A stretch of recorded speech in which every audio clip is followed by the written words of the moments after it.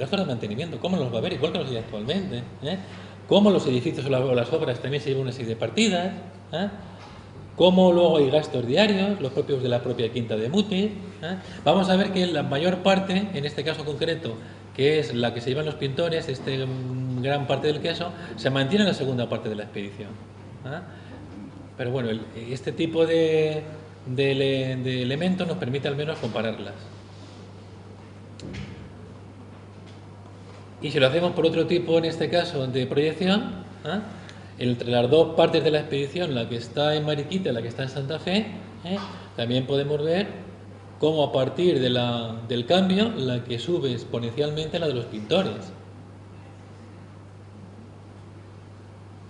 Los gastos, fíjense, el resto suelen ser prácticamente iguales, pero la de los pintores cambia. Claro, esto va totalmente de acuerdo con lo que sospechábamos muchos, que a partir de los años finales de Mariquita se le está metiendo prisa desde la corona.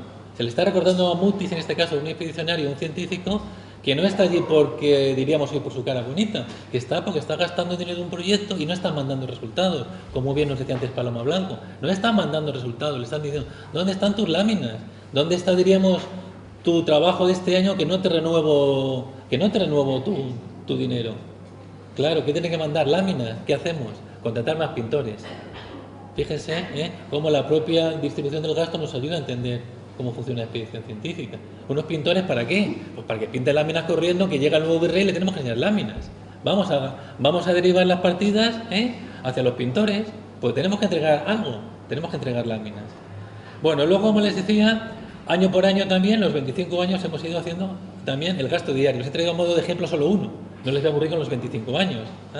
¿En qué se gasta el dinero de la expedición científica? Pues se gasta en pan, se gasta en leña, claro, estamos en el siglo XVIII, se gasta en carnes y azúcar, pero también se gasta en velas y jabón.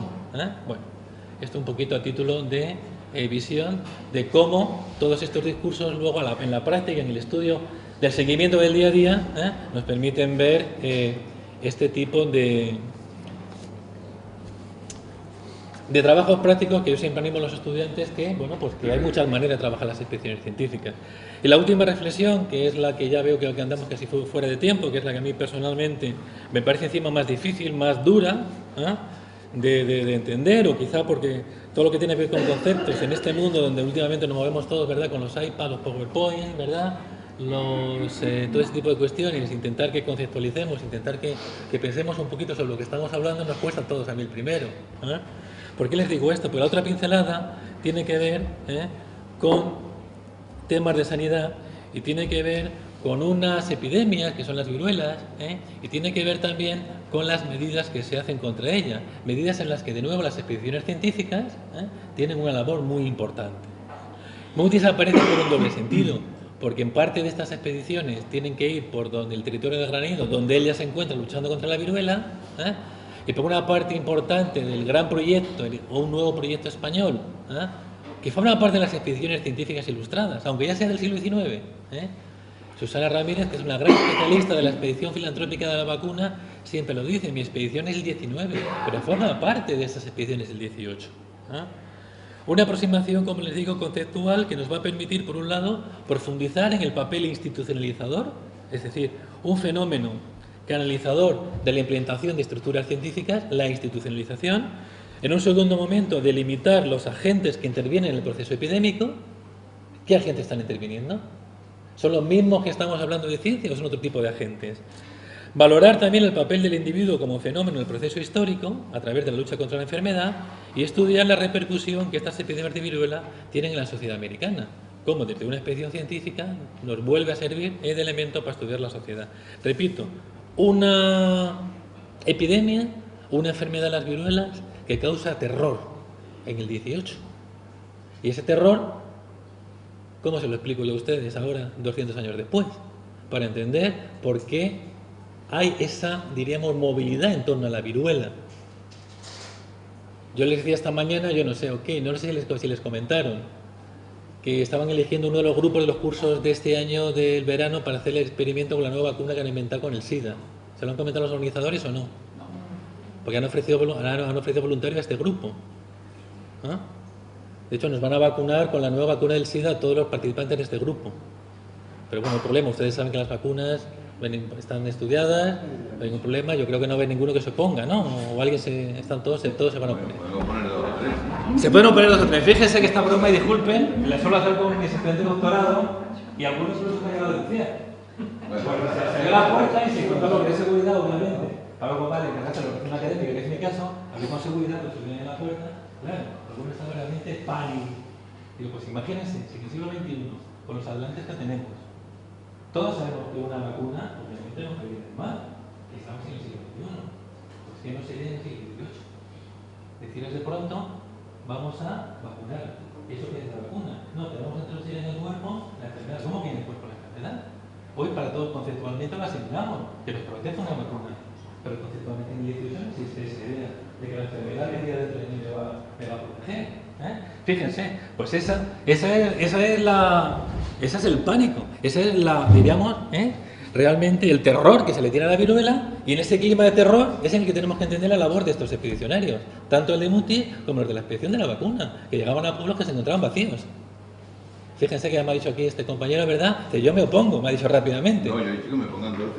Que me pongan 2. Bueno, entendido, alguno puedo poner. Añadir, pero no me he callado, que si después para probar la efectividad de la vacuna iban a repartir unos negros por ahí, ¿verdad?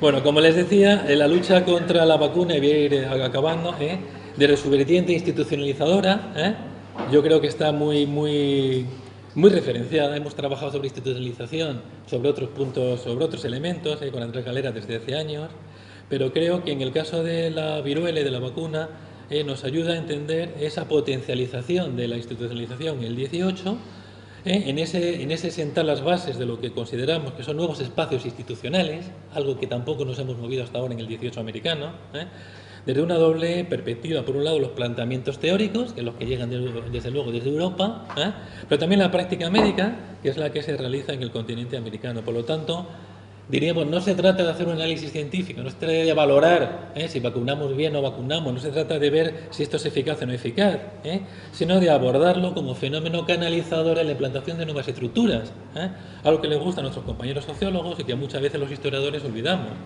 de cómo todo esto nos ayuda. Por ello me parecía muy importante la originalidad, y les traigo el otro ejemplo. Estos son algunos de los reglamentos que se hacen en el continente. Este precisamente les he traído por curiosidad, porque tanto hablamos siempre en calle de Mutis, y este es uno de los reglamentos de la conservación de la vacuna que se conserva, está en el Archivo Nacional en Colombia, en Bogotá, el Fondo Pineda, que es exactamente el Fondo Mutis. Forma parte de las colecciones que tenía Mutis, y que allí es el Fondo Mutis, que es el Fondo Pineda, ahora en el Archivo Nacional de Colombia. Es el tratado que llevan los expedicionarios, el histórico de la vacuna, en este caso la traducción que se hace de Mogot de la Sarthe. Como les digo, quizá la especificidad que tienen de esta expedición que dirigen Balmis y Salvani es ese salto cualitativo que producen las expediciones españolas. Es decir, ya no estamos hablando, como otras expediciones científicas, de un proyecto de conquista de tipo tradicional, ni siquiera como estas otras expediciones científicas que intentamos catalogar. Estamos hablando pues de otro tipo de conquista, la conquista de la erradicación de la enfermedad, la conquista de combatir y prevenir una epidemia, la de la apuesta por la salud pública. Y en este caso concreto, como digo, el papel de la institucionalización pues aparece muy presente. Les decía antes que en esta apuesta de la corona española por la salud aparece entremezclada con distintos aspectos de la sociedad americana, con distintos agentes. ¿Qué tipo de agentes nos podemos fijar a la hora de trabajar en una expedición como esta sanitaria? Pues por un lado, el que compete a las normativas oficiales que salen de la corona, hoy diríamos las medidas del gobierno. Es el nivel que aparece más homogéneo, es el primer nivel donde vamos a encontrar esos objetivos de nuestros gobernantes y esas disposiciones oficiales. Un segundo nivel, vamos a encontrar otro tipo de agentes, en este caso los de la administración virreinal, ya en el continente americano. Aquí se van a compartir muchas de las orientaciones que dan los gobernantes españoles, pero también se van a aparecer las propias reglamentaciones sobre el terreno. Es decir, las autoridades virreinales se van a adaptar también a las distintas realidades que encuentran en el territorio. Distintos subgrupos por las distintas instancias gubernativas, pues cabildos, especialmente los cabildos, los gobernadores provinciales. Un tercer nivel de estos agentes sería el que tiene el grueso de la población americana. Por un lado, también podemos distinguir entre el que tienen las familias, diríamos, distinguidas y los propios médicos, que van a tener una cierta formación, y van a formar un subgrupo diferenciado y se van a utilizar como ejemplo. Es decir, si sabemos que vamos a llegar a una población con esta vacuna y la gente sale corriendo, ¿cuál es el ejemplo que vamos a dar? Intentar convencer al notable, a la persona importante del lugar que se vacune. Si el médico del lugar, si el alcalde del lugar, si el que está al frente de la diputación del cabildo se vacuna, hombre, pues la gente que tiene menos conocimiento se va a sentir más fiable. Y sigue un poquito lo que se hace en España, cuando el propio Carlos IV empieza vacunando a la familia real, para ponerlo de ejemplo. Lo que pasa es que todos sabemos lo que dice la sociedad madrileña, que se vacune más veces Carlos IV. Yo le doy mis vacunas y todas las que hagan falta, ¿verdad? Pero bueno, este ejemplo se intenta hacer en el caso concreto de Nueva Granada. Y les decía al final que antes también resaltar el papel del individuo como fenómeno en el proceso histórico. No es con esto mi interés ni mi intención volver a una historia de los personajes, ni de las batallas, ni las historias clásicas, individualizadas frente a las teorías sociales, no. Pero cuando les estoy hablando de componentes sociales, también les quiero hacer recordar que para nada estoy negando la figura del individuo en el proceso histórico. Y en el caso de Mutis es evidente, porque está detrás de la mayor parte de estas reglamentaciones que vamos a encontrar. Y vamos con la última pincelada. Bueno, aquí les traje, por ejemplo, cómo en la época ya, también podemos ir viendo cómo se sigue muy bien el desarrollo, en este caso, de las pústulas del virus, de la viruela. Una expedición también. El tratado, en este caso la traducción española, como les he dicho. Creo que había el gráfico final de la expedición, una expedición realmente ambiciosa que abarca prácticamente el territorio, toda la costa occidental del territorio americano y que luego sigue hacia Filipinas con Balmis, con Balmis.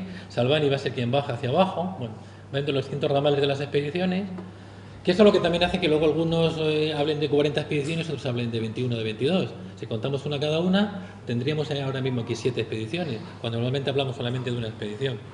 Como les decía, acabo con la última reflexión, que tiene que ver con ese peligro que supone la viruela, y ese peligro del que les he intentado antes mostrar, y cómo ese terror y realmente, porque la viruela hacía unos estragos enormes. Hay un dicho popular, cuando vamos a España a Colombia siempre lo recuerdan. Dice, la viruela acaba con aquello que no pudo acabar la espada del conquistador. Dice, Jiménez de Quesada es el enemigo público número 1 de la historia colombiana. Hablar de la viruela era prácticamente mucho más terrorífico aún que la espada del conquistador. Como digo, ante el peligro que supone la viruela, la decisión de tomar medidas preventivas antes de la llegada y por lo tanto antes de que haya contagio va a llevar a adoptar esas dos técnicas, primero la inoculación, después la vacunación. La polémica que genera la aplicación de este principio, el principio inoculador o vacunador, como les ya adelantaba antes con esa broma, entre comillas, que les hacía, se puede dividir de 3 prismas. Por un lado, el propio carácter médico, es decir, se trataba de saber si había que inocular, de qué manera inocular y con qué precauciones. Por lo tanto, técnica médica. La segunda mirada tiene que ver con un carácter mucho más ideológico, es decir, la idea de que la naturaleza se puede modificar, esas epidemias tradicionales que acaban con la población a grandes estragos, se pueden modificar con la aplicación de una técnica. Fíjense, repito, que aquí estamos hablando de una propuesta ideológica. Una técnica puede hacer cambiar el curso de la naturaleza. Y la tercera, la cuestión psicológica, obviamente. ¿Por qué? Porque nadie quiere ser el primero en experimentar una nueva práctica. Una práctica, como les adelantaba antes, que consiste en introducir parte de la enfermedad como medida preventiva. Por lo tanto, creo que el combate contra la viruela, fruto también de estos expedicionarios españoles, dentro de este marco general de las expediciones que llegan a América, nos permite abordar la medicina y nos permite abordar también la sociedad americana en un proceso de transformación. Es decir, frente a unas sociedades que tradicionalmente han sido pasivas, vamos a encontrar una serie de medidas preventivas que es lo que yo vengo denominando como una defensa activa. Es decir, es una apuesta de las propias sociedades por prácticas, por métodos más audaces, tras los que aparece, y yo creo que esto sí nos ayuda a ver ese cambio de mentalidad en la sociedad americana. Por lo tanto, las expediciones también nos sirven para estudiar este cambio de mentalidad. Un cambio efectivo que va a tener continuidad con las nuevas prácticas. Y ya quisiera terminar para ir terminando en esta especie de resumen acelerado que les he intentado hacer, de que poner la mirada desde el punto de vista histórico en la labor de nuestros viajes y nuestras expediciones científicas a lo largo del XVIII no lo hacemos de ninguna propuesta, diría, nacional, de la historia de aquellos años, ni tampoco estamos, yo creo, proponiendo, y se lo digo ahora de antemano, ninguna revisión nacional de nuestra historia, ni tampoco pretendo hablarle de una hipotética edad de oro de la ciencia española. Tampoco pretendo incluirles en un nuevo capítulo de la polémica de la ciencia. Saben, la polémica de la ciencia española, aquella que enfrentaba, ¿verdad?, a Masson de Morvilliers con su famoso artículo en la Enciclopédie sobre las deficiencias científicas españolas, ¿verdad?, cuando acaban los españoles, ¿qué han hecho en la ciencia? Decías, estos han tenido curas, inquisición y poco más, ¿verdad? Digo, por lo tanto, no intento de nuevo revivir esa polémica. De hecho, Javier Puerto, otro gran especialista, compañero nuestro, ha señalado desde hace tiempo cómo la Ilustración realmente hoy, con los ojos de nuestro estado actual de conocimientos, no representan el mayor esplendor de la ciencia española, ni siquiera puede considerarse quizá el periodo histórico durante el cual el Estado presta mayor interés al desarrollo científico. Tampoco quizás sean el proyecto más original que haya tenido nuestro país, pero a pesar de todo, siguen recogiendo una serie de actuaciones, siguen recogiendo una serie de propuestas que, más allá de su propio interés científico, hemos considerado que debemos estudiar. Esta ilusión quebrada, con esa frase tan maravillosa que tituló uno de sus libros Javier Puerto, esa frase que todos queríamos para alguno de nuestros libros, la ilusión quebrada, cuando hablaba de todos estos fenómenos de esos años, nos dice cómo finalmente todos estos proyectos, ¿verdad?, no nos interesa tanto si triunfan o no, porque nos interesa realmente son las prácticas y los cambios y los movimientos, lo que nos aporta al movimiento y finalmente al conocimiento social de estas expediciones, más allá de que triunfen o más allá de que fracasen. Es decir, no hacer una historia solamente del científico que ha triunfado, sino del científico que ha realizado cosas. Y yo recuerdo experiencia personal con una persona hoy fallecida, creo que falleció en su momento director del Jardín Botánico, que cuando yo empezaba a trabajar sobre Mutis me decía, ¿pero por qué trabajas sobre este señor? Si este ni es científico ni es nada.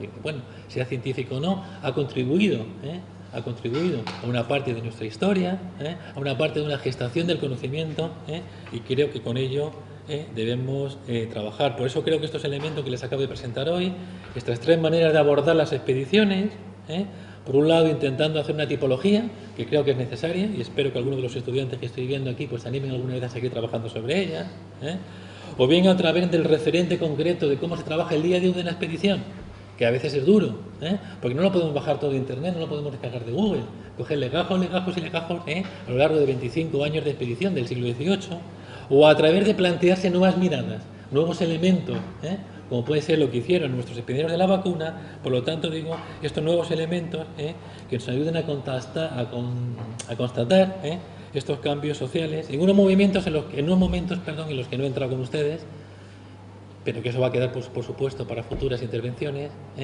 ahora en este año de conmemoraciones, cuando en estos territorios americanos estamos hablando finales del XVIII, estamos hablando de principios del XIX. Son movimientos, son tiempos políticos donde se están asentando nuevos rumbos, donde tras la invasión napoleónica de la península, que tampoco hay que olvidarlo, otra cosa que recuerdo nuestros compañeros americanos, tras la invasión napoleónica de la península, se van a empezar a plantear, a cuestionar esa separación de la metrópoli, que va a dar lugar a una configuración en nuevas repúblicas, unas configuraciones en las que parte de la historia, sobre todo la historia liberal que se ha hecho a lo largo del XIX en las repúblicas, inciden mucho en toda esa parte anterior que tiene que ver con la independencia, las expediciones, etcétera, pero que creo que forman parte de otro debate, es el debate político que creo que veremos el año que viene, hasta qué punto tienen que ver o no las expediciones científicas con la independencia. Lo que sí está claro que coincide con ese momento independizador y que va a dar lugar también a que muchos de esos materiales, como bien explicaba antes Paloma Blanco, pues no llegan a publicarse, porque van a llegar a España en unos momentos de edad que nuestro país, invadido por las tropas napoleónicas, no va a estar pensando en publicar esos materiales. Muchas gracias, no quiero aburrirles más.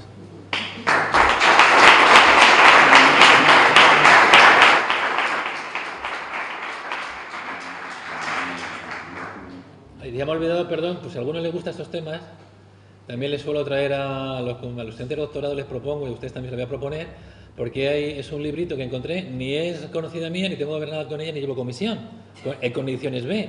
Es un librito que publicó el año pasado Almudena Arteaga, es una novela basada en los elementos que estoy hablando de la vacuna, de la expedición de la vacuna, en este caso concreto, bajo el custodio, los niños que se empleaban para transportar, en este caso, el virus de la vacuna. No teníamos nevera, ni teníamos nada como hoy en día, se iba transportando de brazo en brazo. Bueno, pero la novela es preciosa, Ángeles Custodios, que tiene que ver, una novela, una manera distinta de acercarnos al conocimiento, que no ha mirado legajos, que no ha mirado, digamos, a los científicos, pero que interpreta una nueva manera de presentarnos la vacuna, una novelita de Almudena Arteaga, Ediciones B. No llevo comisión.